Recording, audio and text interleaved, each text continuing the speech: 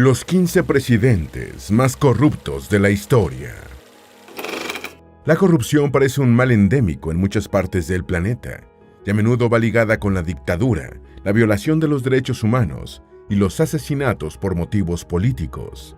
Las democracias son insultadas a diario por las libertades que ofrecen para robar, pero la corrupción es mayor y más sostenida en el tiempo en las dictaduras, sencillamente porque estos regímenes carecen de contrapesos y sus administradores gozan de total impunidad para apropiarse del dinero y los recursos públicos.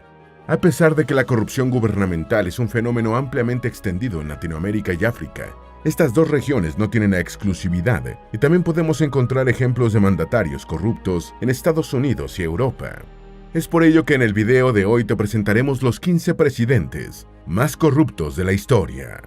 Antes de meternos a fondo, no te olvides de suscribirte a nuestro canal y activar las notificaciones para mantenerte al día con nuestras actualizaciones.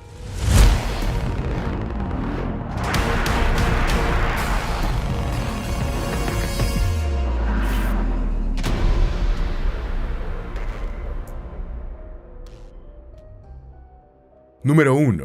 Robert Mugabe. Mugabe dominó Zimbabue, la antigua Rodesia, durante décadas y a menudo es citado como la encarnación de la corrupción en África. Nacido en 1924, comenzó su carrera profesional como docente y después incursionó en la política rodesiana, siendo designado secretario de publicidad del Partido Democrático Nacional. Fue cofundador de la Unión Nacional y se convirtió en uno de los líderes de la guerrilla contra el gobierno de Jan Smith, que había declarado la independencia de Rodesia del Reino Unido. Estuvo exiliado en Mozambique y regresó para convertirse en primer ministro de Rodesia en 1980, cuando el país consiguió su independencia y pasó a denominarse Zimbabue. Inmediatamente, Mugabe formó una nueva élite en el poder que se enriquecía por la corrupción abierta, mientras la mayoría de la población continuaba en la pobreza. En 1987 obtuvo la presidencia y su control sobre las riquezas de la República aumentó. Las elecciones eran solo un mecanismo para darle un barniz democrático a su continuidad en el poder, y estaban marcadas por el fraude y la intimidación violenta. En 2000 se apoderó de la tierra de los propietarios blancos, destruyendo lo poco de la economía que se mantenía en pie, y mantuvo el despojo a pesar de que el Tribunal Superior de Justicia dictaminó que las expropiaciones habían sido ilegales. Ganó las fraudulentas elecciones del año 2013 con el 61% de los votos y solo dejó el poder cuando en 2017 el Ejército Nacional de Zimbabue lo obligó a abandonar el cargo, asegurándole un retiro dorado. Su paquete de jubilación incluyó el no enjuiciamiento, la protección de sus negocios y un pago de al menos $10 millones. Vivió a todo lujo hasta su muerte en Singapur en el año de 2019. Número 2. Mohamed Suharto. Este presidente indonesio era tan corrupto que en 2004 lideró un ranking de corrupción de todos los tiempos elaborado por Transparencia Internacional. Llegó a la presidencia de Indonesia en 1968 y estructuró un gobierno fuerte, centralizado y militarizado. Durante su mandato, el país registró una expansión económica a través de la industrialización, que fue la principal fuente de su riqueza particular. Todo negocio importante que se iniciaba en Indonesia debía llevar un asociado perteneciente a la familia o al círculo de testaferros de Suharto para poder superar la intrincada red burocrática que aseguraba su creación y funcionamiento. Este asociado recibía una participación en el negocio sin tener que aportar capital y la mayor tajada en las ganancias iba a las cuentas de Suharto. Por ejemplo, cuando se privatizó el sistema de aguas de Yakarta, la capital de Indonesia, Sigit Suharto, hijo del presidente, recibió una participación del 20%. La empresa petrolera estatal realizaba exportaciones e importaciones de petróleo a través de dos compañías de fachada propiedad de la familia de Suharto, que retenían 35 centavos de dólar por barril comercializado. Otra manera de lucrarse era la creación de unas entidades llamadas yayasans, que recibían donaciones de las empresas, supuestamente para mejorar los servicios públicos y la calidad de vida de los indonesios. La mayor parte de este dinero iba a alimentar al entramado de corrupción en cuya cúspide estaba el presidente. Se estima que durante sus 31 años en el gobierno, Suharto acumuló una fortuna de $35.000 millones. En 1998, estallaron unos disturbios en Indonesia y el sector militar obligó a renunciar a Suharto, quien murió en Yakarta en el año 2008. Número 3. Richard Nixon. Desde el escándalo Watergate, que puso fin a su segundo mandato como presidente de Estados Unidos, Richard Nixon ostenta la reputación de haber sido probablemente el presidente más corrupto en la historia de la Unión Americana. Nixon nació en 1913 en Yorba Linda, California, y tras ejercer como abogado y servir en la Reserva Naval durante la Segunda Guerra Mundial, fue elegido representante en 1946 y senador en 1950. Tras una candidatura fallida en 1960, obtuvo la presidencia en 1968. En junio de 1972, 5 hombres fueron sorprendidos en el interior de las oficinas del Partido Demócrata, en el complejo Watergate, siendo esta la punta del iceberg que permitió develar un entramado de espionaje financiado con pagos ilegales que se convirtió en el escándalo político más grande en la historia de Estados Unidos. Nixon en principio negó su conocimiento de los hechos y logró la reelección en noviembre del año 1972, pero las investigaciones continuaron, estimuladas por el trabajo de la prensa escrita. Las investigaciones periodísticas fueron encabezadas por el diario The Washington Post, que contó con un informante anónimo apodado Garganta Profunda, que después se reveló que era el director asociado del FBI, Mark Felt. En la medida que las indagaciones avanzaban, Nixon iba quedando cada vez más en evidencia e incluso la Casa Blanca tuvo que recurrir a la chapucera medida de borrar un tramo de 18 minutos de una de las cintas que el propio presidente utilizaba para grabar a sus interlocutores en el despacho oval. En 1974, ante su inminente condena en el juicio político realizado por el Congreso, Nixon prefirió dimitir, convirtiéndose en el único presidente de Estados Unidos que ha renunciado al cargo. Número 4. Ferdinand Marcos. Ferdinand Marcos gobernó Filipinas entre 1965 y 1986, y casi 4 décadas después su nombre sigue impactando de diversas maneras entre los filipinos. En 1972 decretó la ley marcial y consolidó su red de poder, apoyado por su esposa, Imelda Marcos, una mujer de gustos extravagantes y dispendiosos, que tenía más de 3,000 pares de zapatos y gran cantidad de inmuebles lujosos en Manhattan. Marcos e Imelda desarrollaron una especie de capitalismo de cuates, en el que las empresas más lucrativas eran controladas por sus familiares, amigos y testaferros. El gobierno filipino fortaleció el ejército, sostén de su poder, se apoderó de los medios de comunicación y encarceló a sus opositores, silenciando las críticas en torno a su robo descarado del dinero público. En 1983, el opositor Benigno Aquino fue asesinado al llegar al país tras su regreso del exilio, y la comunidad internacional empezó a prestar más atención a los abusos en Filipinas. En 1986, Corazón Aquino, viuda del dirigente asesinado, derrotó a Marcos en unas elecciones que éste intentó desconocer. Sin embargo, se desató una ola de protestas que obligaron a la pareja presidencial a escapar hacia Hawái. Después surgieron pruebas de que Marcos había robado miles de millones de dólares durante su largo gobierno y fue sometido a juicio, pero murió en 1989 antes de concluir el proceso. Número 5. José López Portillo. José López Portillo fue presidente de México durante el sexenio de 1976 a 1982, conduciendo al país durante un periodo de gran expansión y derroche, hasta la devastadora crisis económica de 1981 por la súbita caída de los precios del petróleo. Si bien la corrupción gubernamental era una característica de México desde la misma fundación de la República, muchos creían que se había llegado al tope durante la administración de Luis Echeverría. Sin embargo, López Portillo superó a su predecesor gracias a la enorme cantidad de dinero que obtuvo México durante el auge petrolero que colapsó en 1981. Los ejes del gobierno López Portillista fueron la corrupción, el despilfarro y la frivolidad, y después de su administración, México abandonó el nacionalismo económico como hilo conductor de su política para adoptar estrategias más liberales. Sus descendientes, hermanas, cuñados, primos y amantes fueron grandes beneficiarios del poder, incluyendo a su hijo José Ramón, al que llamó sin rubor el orgullo de mi nepotismo. Bajo su gobierno, su compinche Arturo, el Negro Durazo, se convirtió en uno de los personajes más siniestros que ha pasado por Ciudad de México, como todopoderoso jefe de policía. López Portillo nombró general de división a su compadre Durazo, saltándose todas las reglas militares. También dio una enorme muestra de egolatría cuando dijo, refiriéndose a su administración, bien pudiera ser la última oportunidad de la revolución y de sus conceptos para resolver los problemas de la nación. Número 6. Nicolas Fouquet. Nicolas Fouquet no fue presidente, pero manejó las finanzas de Francia como si lo hubiese sido, cuando se desempeñó como el todopoderoso superintendente de finanzas del rey Luis XIV. El abogado educado por los jesuitas, que obtuvo títulos nobiliarios de vizconde y marqués, formó una trama de control de la economía francesa como procurador general del Parlamento y superintendente de finanzas, cargos que ocupó simultáneamente entre 1653 y 1661. Fouquet fue el gran beneficiario de un periodo de enorme desorden en las finanzas públicas francesas, en el que el fraude era moneda corriente y se entregaban generosas cantidades y favores a los financistas del gobierno, lo que el superintendente aprovechó para convertirse en uno de los hombres más ricos de Francia. El primer ministro era Mazarino, quien a menudo parecía un suplicante ante Fouquet y no podía hacer nada contra el poderoso funcionario porque también estaba involucrado en la trama de corrupción. Llegó un momento en el que el rey ya no estuvo dispuesto a seguir consintiendo los gastos extravagantes de Fouquet, quien había comprado el puerto de Belle-Île en Mer para refugiarse en caso de necesidad y tenía un gran castillo en Vaux-le-Comité. En 1661, Luis XIV ordenó a D'Artagnan, el capitán de su guardia, que arrestara a Fouquet, quien fue sometido a juicio y condenado al destierro perpetuo en Epingerol, plaza fuerte francesa en los Alpes.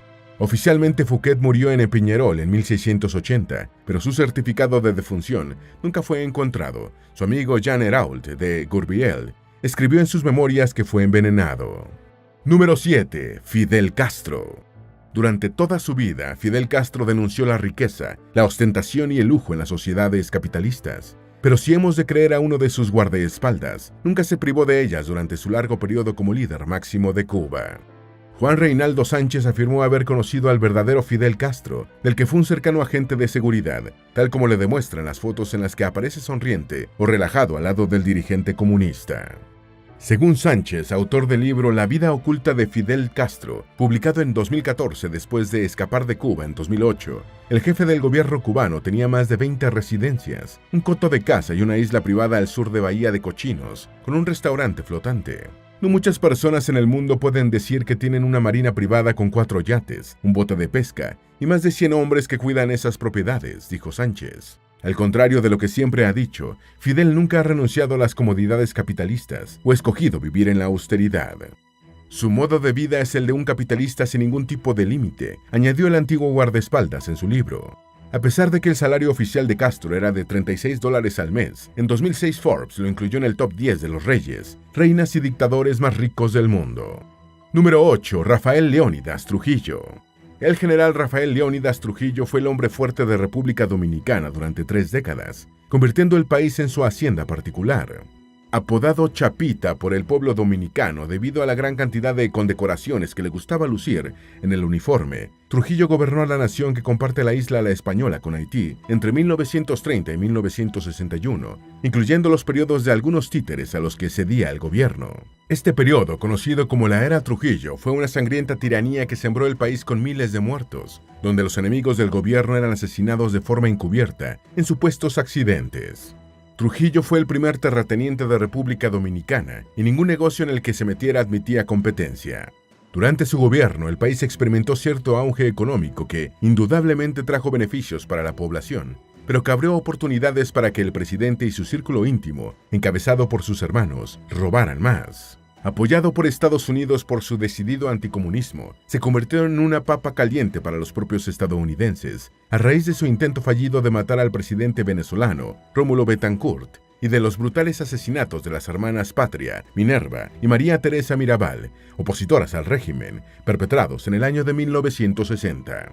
Trujillo murió acribillado a balazos el 30 de mayo de 1961, cuando su vehículo fue emboscado por un comando opositor en la carretera entre Santo Domingo y San Cristóbal, con armas proporcionadas por la CIA. Número 9. Nicolae Ceausescu.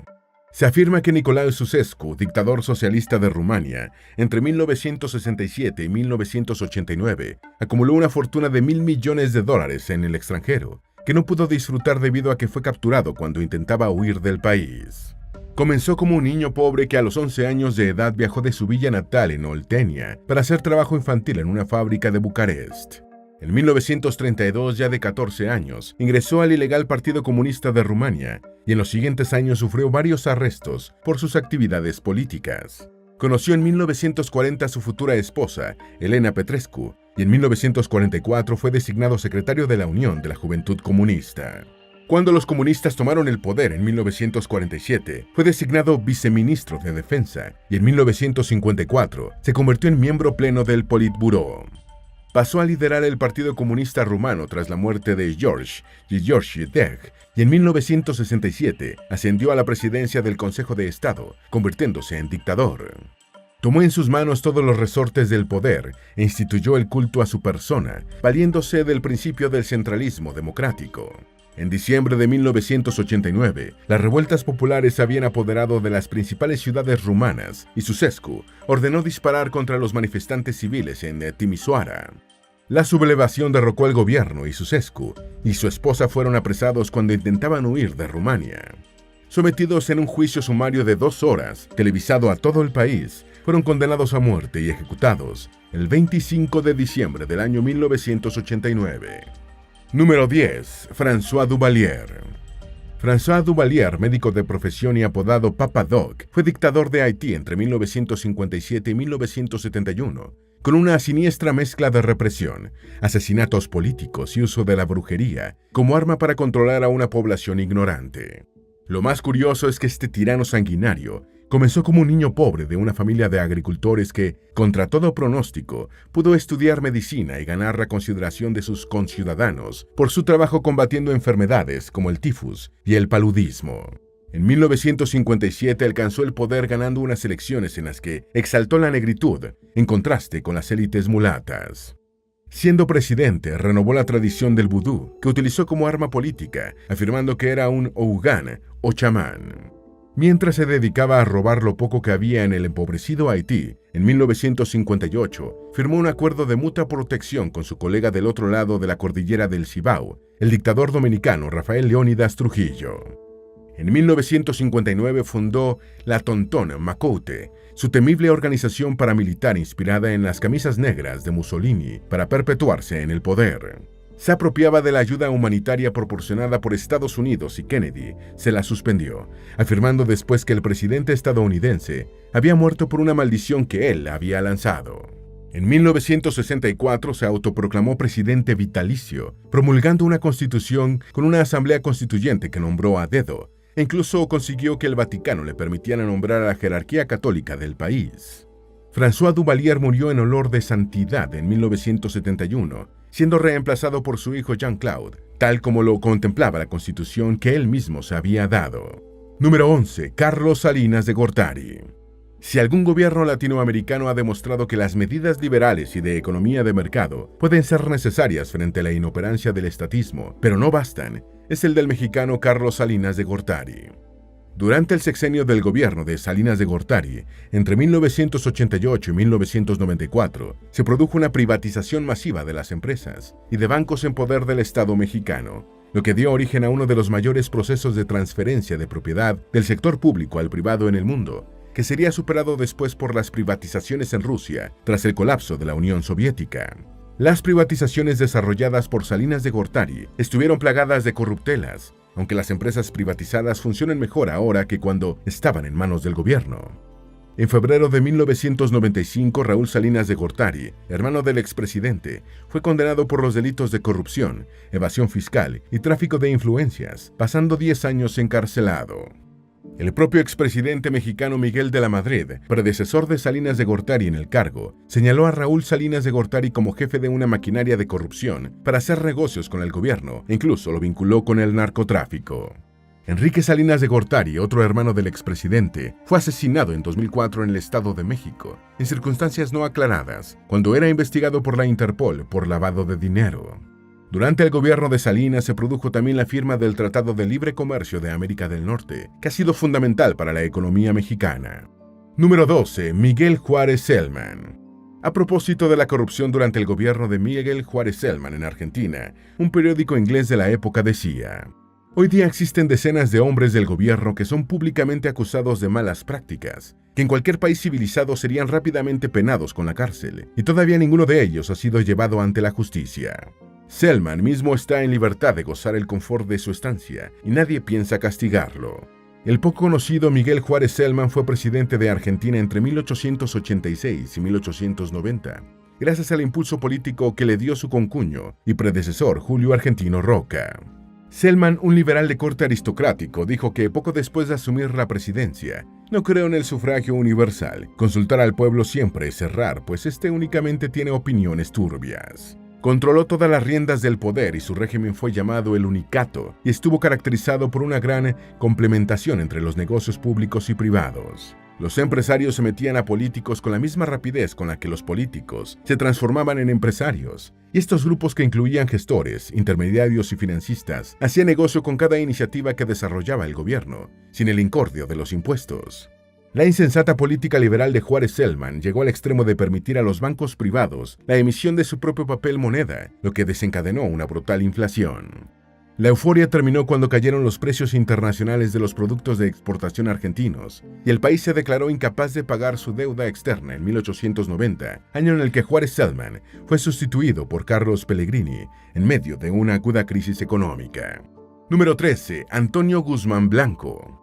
Este pariente de Simón Bolívar gobernó Venezuela directamente o a través de presidentes títeres entre 1870 y 1888. Desde la primera vez que fue a Francia se enamoró de París y hubiera preferido tener su despacho de gobierno en la Ciudad Luz y no en Caracas, aunque cada vez que el calor venezolano lo agobiaba, se embarcaba para Europa, dejando las riendas en manos de sus leales vicepresidentes. Disponía del presupuesto nacional como una cuenta personal y cobraba unas groseras comisiones por los préstamos para el financiamiento externo del país, con las que financiaba su lujoso estilo de vida en la capital de Francia. Cada vez que viajaba a Europa se hacía nombrar embajador plenipotenciario de Venezuela ante Francia y Gran Bretaña, lo que le daba la facultad de negociar los endeudamientos. Uno de los apodos que le pusieron los venezolanos fue el de ladrón del empréstito, a raíz de un préstamo de 60 millones de pesos, del que se quedó con un porcentaje escandaloso. Era hijo de Antonio Leocadio Guzmán, un cuestionado personaje de la política venezolana apodado el padre de la mentira. Con su humor llanero, José Antonio Páez, gran rival de Bolívar y principal factor de poder en Venezuela, después de la muerte del Libertador, apodó a Guzmán Blanco la mentira. Antonio Guzmán Blanco, con un ego que no le cabía en el pecho, se hizo llamar el ilustre americano y el autócrata civilizador.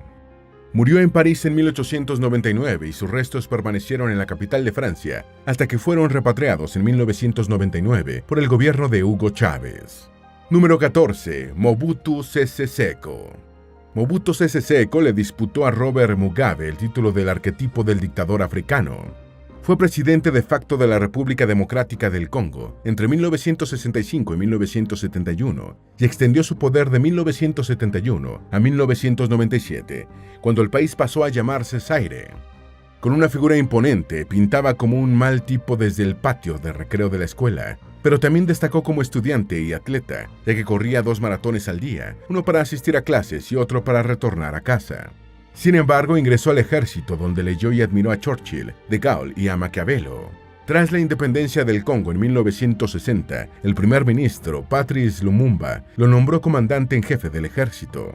Lumumba quería alinear al país con la Unión Soviética y Mobutu lo depuso como primer ministro mediante un golpe de Estado patrocinado por la CIA, manteniendo en la presidencia a Joseph Kasavubu. En 1965 Mobutu se deshizo de Kasavubu e inició su largo gobierno en solitario.